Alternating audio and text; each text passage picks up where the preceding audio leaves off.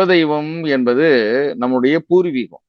அதாவது பூர்வீகத்துல ஒரு வலிமையான ஆத்மா தான் நம்முடைய குலதெய்வம். அப்ப அந்த பூர்வீக வலிமையான ஆத்மாவோடு நமக்கு தொடர்பு இல்ல, குலதெய்வம் யாருன்னே தெரியல அப்படின்னா, பூர்வீகம் என்ற ஒரு ஸ்தானம் பழுதுபட்டிருக்கிறதுன்னு அர்த்தம். அதான் பூர்வ புண்ணியம் 5, பூர்வீகம் பித்ருஸ்தானங்கள் என்பது 9. இந்த ஸ்தானங்கள் பழுதுபட்டிருக்கும் போது நம்முடைய குலதெய்வத்தை அறிய முடியாது, அறிய இயலாது.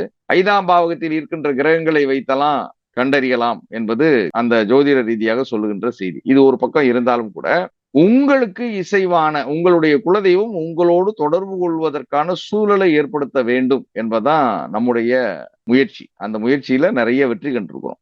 அதற்கான வழிபாட்டு முறைகளை எல்லாம் கொடுத்திருக்கிறோம். நம்முடைய 5ஆம் இடத்தையும் நம்முடைய 9ஆம் இடத்தையும் மேன்மைப்படுத்தும் போது உங்களுடைய குலதெய்வத்தினுடைய தொடர்பு உங்களுக்கு கிடைக்கும். உங்களுடைய குலதெய்வமே எங்கே நம்முடைய திருக்கோவில் இருக்கிறது என்பதை உணர்த்தும்.